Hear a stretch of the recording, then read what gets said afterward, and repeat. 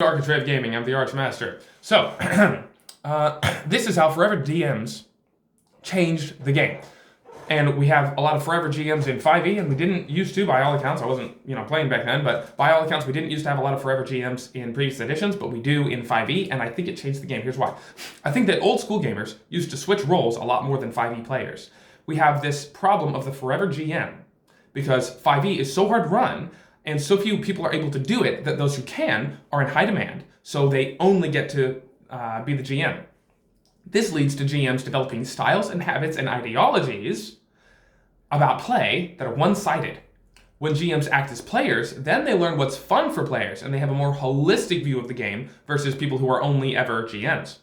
It's easy to miss some fundamental aspects of the game, and it's harder to relate to the players, and this probably leads to an adversarial mindset in a lot of people, which is where we get the whole adversarial GM thing. It's because the GM's never been in the place of the players, and the players have never been in the place of the GM. Tell me if I'm talking too fast. This is just another way 5e has hurt the RPG space. Yes, it's helped it a lot, but it's also hurt it in this way. I think more GMs should be players, and likewise, players should GM more in order to balance out the game and educate everyone as to everyone else's role.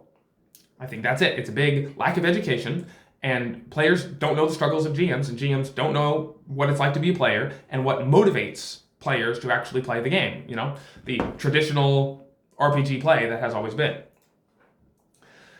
And part of that problem is, one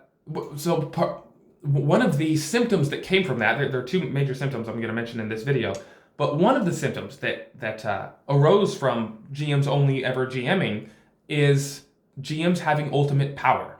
I think GMs having ultimate power is a problem. And I know you're going to say, hey, in first edition, in 0 edition, rule 0 has always been the GM's word goes, what the GM says goes. I agree. Absolutely. I understand. I'm not saying that's any new concept, but I'm saying that what they said in those previous editions is not the GM has ultimate power. What they said in those previous editions was it's up to the GM to adjudicate the rules fairly as a referee. And he had final say as a referee. But the difference between that and what 5e has turned into, what the 5e GM culture has largely turned into, is the difference between the rules being set and laid out in football, right? And you have the referees who try to referee correctly based on the rules, right? And then if you had a version of football where the referees just they get to just make up whatever they want, and no one gets to argue with them, and they can be adversarial and this and that, and there's no checks and balances, and they just get to do whatever they want, and there are no rules, it's just whatever the GM says, right? That's the difference. Yes, I do agree with the former, that you should have laid out set rules, so you have a common expectation between the players and the GM, and then you trust the GM to adjudicate fairly. That is not ultimate power. That's just trusting him to be a referee. That's just the role of the referee. You don't own the game. You don't own the rules. You aren't completely in charge of everything. You're a referee. The other version of football and version of D&D is broken because the referee is just like, well, whatever I say goes. Rule of cool. Oh, yeah, that works. No, that doesn't work. There's no rhyme or reason. It's whatever they feel like. And there's whatever they feel like is often not actually what the players enjoy because the GM has never been a player. And so they're like, oh, yeah, this sounds cool. And the players are like, that's not cool. You took away all my agency. It's the classic quantum ogre thing. It happens so many times when a GM wants to fudge their dice or move the combat or the scenario or make the enemy die sooner so that the players don't TPK or add some more enemies because the players are being the players aren't being challenged enough, so I have to add some new things to make it fun. GM, who says that you know what's fun?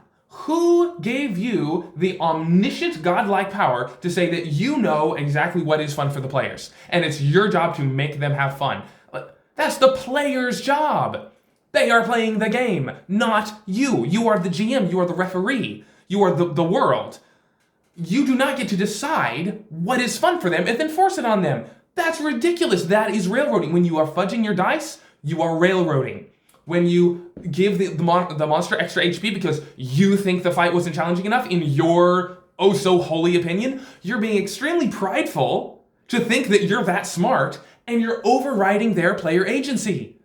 You don't have a right to override their agency and say, well, I think this encounter will be more fun if there are more monsters. I decide. Therefore, you have it, right? That's the kind of attitude that 5e has instilled in their GMs by making the game just so bad that you have these forever GMs, and the GM just gets in this mindset of, oh, rule 0, I'm in charge all the time, and it turns into all this craziness where they think they have the authority to cheat, to fudge dice, to change HP, to change stats. It's like that. You are just wrecking the entire experience for the players. And how do you know this? Because if the players ever found out that you were fudging your dice, that you were, giving the monster extra HP, or especially taking away HP because, oh, you don't want them to die, the players would lose all interest in the game. Absolutely all of it. It would wreck the entire experience because the social contract requires realness, verisimilitude, consistency. It's about having a set of rules and a consistent expectation of those rules. They may not know which rule you're invoking, but it must be consistent. They don't know if you're using an owlbear or a zombie, right? But it must be consistent. You can't just decide to change this and that whenever you feel like it, especially in response to players' actions.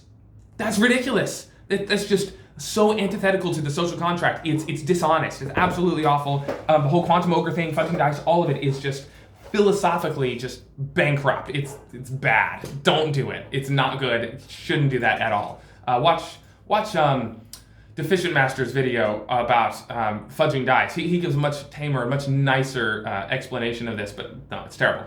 The Forever GM is a disease. It's what I call the Forever GM disease.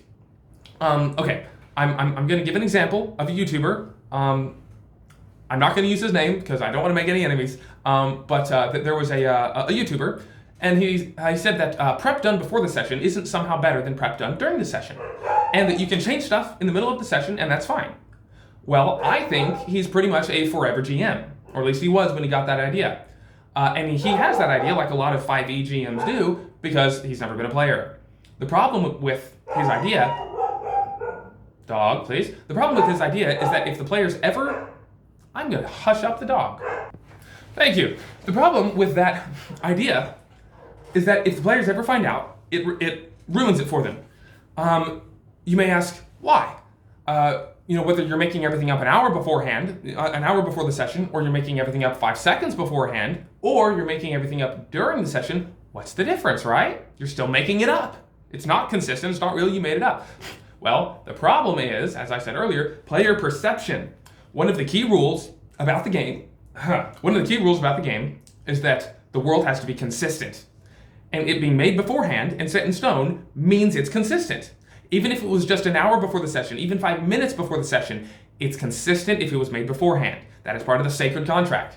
But if it's being made during the session, in response to player actions, it is not consistent. And therefore the cardinal rule that the world has to be consistent for the players to enjoy it is broken. That has to do with the verisimilitude and believability of the world. The world has to be believable and real in order for you to even fall asleep in this dream world and enjoy it in the first place.